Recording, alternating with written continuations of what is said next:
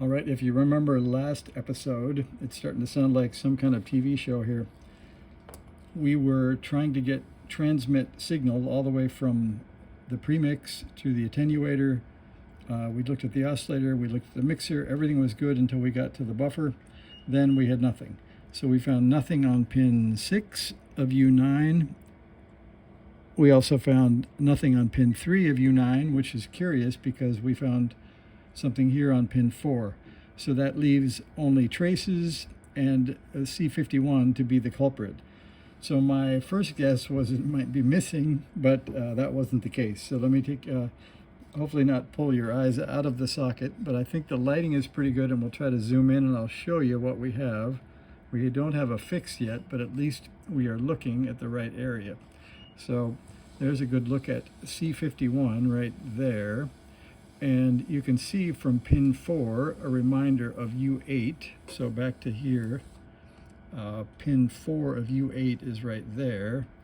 And the cap goes from pin 4 of U8, and then it goes to this resistor network RP4. So we'll get back in here again, and we'll get C51. And if you look ever so closely, you can see right at the base of C51, that looks like a crack to me. So I don't think that trace and that capacitor lead are connected. And now hang on to your hats, I'm going to turn it over. I think that's the problem, is that solder joint is bad and the lead goes straight through the hole without touching the conductive part of the trace. Now I'm going to turn it over and I'll show you the other side, and it's equally more suspect. So to get you reoriented again, this is the mix line, pin 4 of U8, and then it goes to that capacitor. So here is the mix line, and you can count the pins on U8. So here's 1, 2, 3, 4. That's the mix line. 5, 6, 7, 8.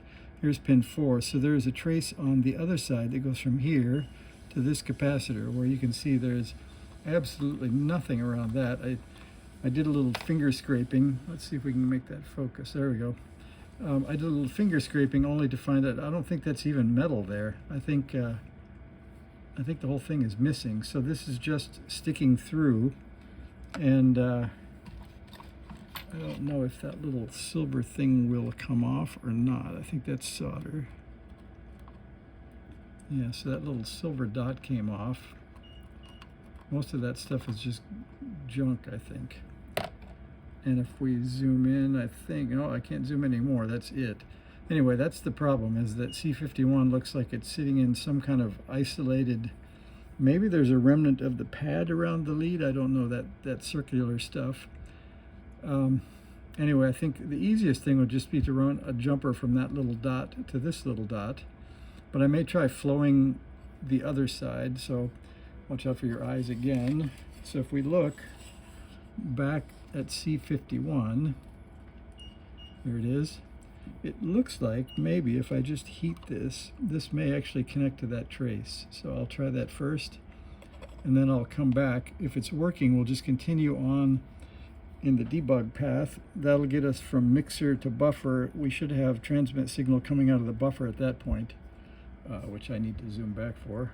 Okay, so we're looking at a shaking camera. At C51, if we get this running, we should get a signal at buffer, and then into the TR switch, and then up to the filters, and then we're finally on the way up to where the transmitter is, and the first transmit driver. So that's the story.